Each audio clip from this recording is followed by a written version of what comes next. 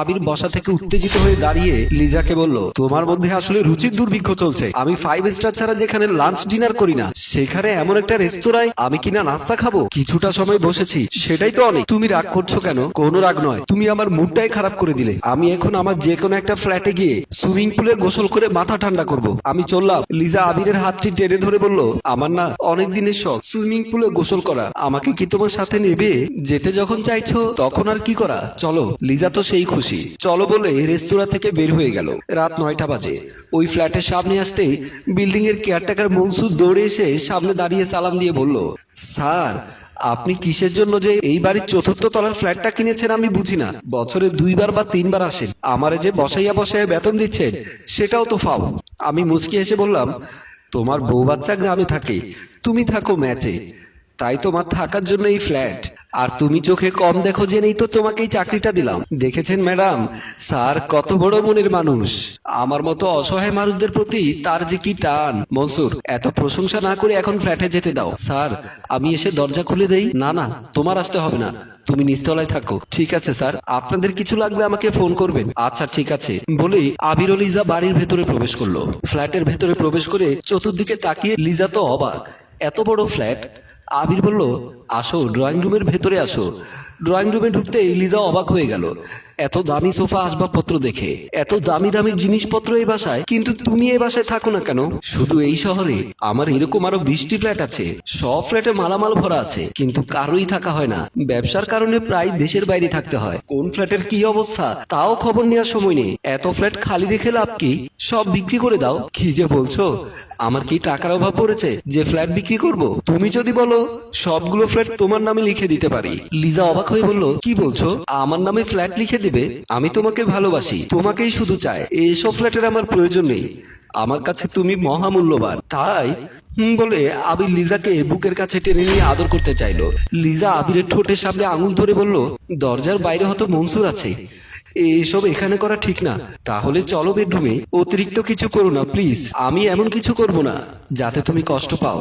চলো, বাকি কথা বেডরুমে বসে বলবো। বলে লিজাকে কোলে তুলে বেডরুমের দিকে নিয়ে গেল আবির। বেডরুমে ঢুকে বিছানার কাছে এসে লিজাকে বিছানায় শুয়ে দিয়ে আবির পাশে শুয়ে বলল, তোমার মন যদি চায় তাহলে তোমাকে আমি আদর করব, আর মন যদি না চায় আদর করব না। লিজা আবিরের বুকের উপরে উঠে মুখের কাছে মুখ নিয়ে বলল, এখন আমি যদি বলি তুমি কি আমায় আদর করবে, নাকি আমি তোমাকে আদর করব? এসো, ভাগাভাগি করে দুজন দুজনকে আদর সোহাগে ভরিয়ে দেই। আমি কিন্তু প্রথম, যাই করা সাবধানে করবে। আমিও নতুন প্রার্থী, জীবনে প্রথম নির্বাচন করতে যাচ্ছি। আচরণবিধি লঙ্ঘন করলে ক্ষমা সুন্দর দৃষ্টিতে দেখিও। লিজা মুচকি হেসে আবিরকে শক্ত করে জড়িয়ে ধরে হ্যাঁ সূচক সম্মতি দান করলো। আবির চাদরটা টেনে শরীরের উপর দিয়ে দুজন দুজনের সাথে মিলেমিশে একাকার হয়ে গেল। মনসুর নিচতলায় পায়চারি করছিল আর খুশি মনে গুনগুন করে গান গাইছিল। এমন সময় মোমেন খান ও তার স্ত্রী জাহানারা বেগম বাড়ির ভেতরে প্রবেশ করতে মনসুর তাদের দেখে চমকে উঠল। দৌড়ে তাদের সামনে এসে ভয়ে কাঁপতে কাঁপতে বলল, স্যার, ম্যাডাম, এ অসময়ে আপনারা? জাহানারা বেগম বলল, আমরা মানে কি? আমাদের বাসায় আমাদের কি আসা নিষেধ? না ম্যাডাম, নিষেধ না, কিন্তু। মোমেন খান বলল, কিন্তু আবার কিসের? ফ্ল্যাটের চাবি দাও। মনসুর ভয়ে কি করবে বুঝতে পারছে না। চাবি তো একটু আগে আবিরকে দিয়েছে, আর বাসাটা যে 3 ঘন্টার জন্য আবিরের কাছে ভাড়া দিয়েছিল। এখন ধরা পড়লে তো চাকরিও যাবে, জেলের ভাতও খেতে হবে। কারণ মমিন খানের ছেলে একটা পুলিশ। কোনো কিছু না ভেবে দিল দৌড়।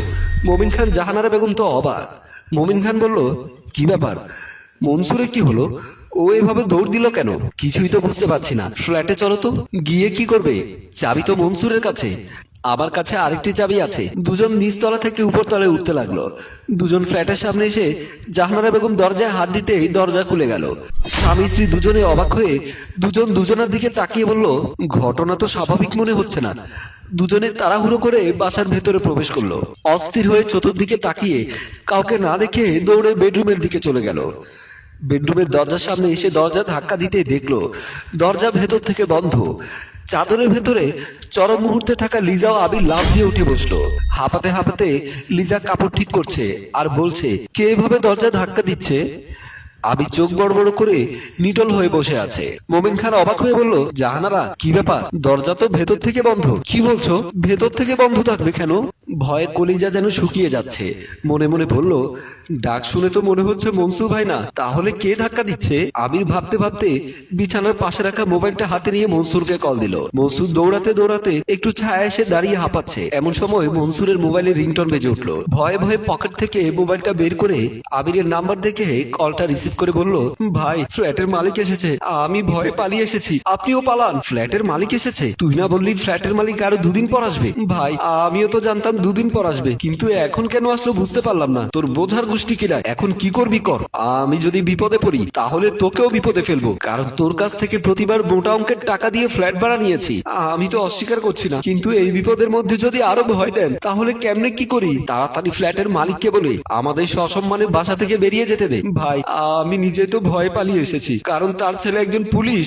বলেই কলটা কেটে ফোনটা বন্ধ করে আবির দিল দৌড়। কি ব্যাপার, ভেতরে কে আছে? দরজা খুলো, তা না হলে কিন্তু দরজা ভেঙে ফেলবো। মোমেন খান বাহিরে দাঁড়িয়ে চিৎকার দিয়ে বারবার দরজা খোলার জন্য অনুরোধ করলো, কিন্তু দরজা খুলছে না। লিজা ঘটনা বুঝতে পারলো। সব কথা শুনে তার মাথায় যেন আকাশ ভেঙে পড়লো। আবিরকে বলল, তাহলে এই ফ্ল্যাট তোমার না? না, এই ফ্ল্যাট আমার না। এই মুহূর্তে কোনো কথা বলো না, দুজনেই মহা বিপদে আছি। ওরে চাপাবাজ, তুই না বললি তোর 20টা ফ্ল্যাট, গাড়ি বাড়ির অভাব নেই? তুই এমন ভাব দেখালি, দেখে মনে হলো কোটি টাকার মালিক। আবির রাগান্বিত হয়ে বলল, লিজা এখন এসব কথা বলার সময় নয়, এখন আমরা দুজনেই মহা বিপদে আছি। মোমেন খান বলল, দেখেছো দরজা খুলছে না, নিশ্চয় বড় কোনো ঝামেলা বাঁধিয়েছে মনসুর, কিছুই তো বুঝতে পারছি না। লিজা বিছানা থেকে নেমে বলল, আমি দরজা খুলে দেবো, তোর আর মনসুরের মুখোশ খুলে দেবো। আবির বিছানা থেকে উত্তেজিত হয়ে নিচে নেমে বলল, লিজা ঠান্ডা মাথায় পরিস্থিতি হ্যান্ডেল করতে দাও। লিজা উত্তেজিত হয়ে বলল, বেঈমান, প্রতারক, ভিখারি বাচ্চা, তুই বড়লোকি ভাব নিয়ে আমার ইজ্জত নষ্ট করেছিস, আমি তোকে পুলিশে দেবো। পুলিশের কথা শুনে আবির হিতাহিত জ্ঞান হারিয়ে ফেললো। লিজার গলা চেপে ধরে বলল, তোর মুখে যা আসছে তাই বলছিস,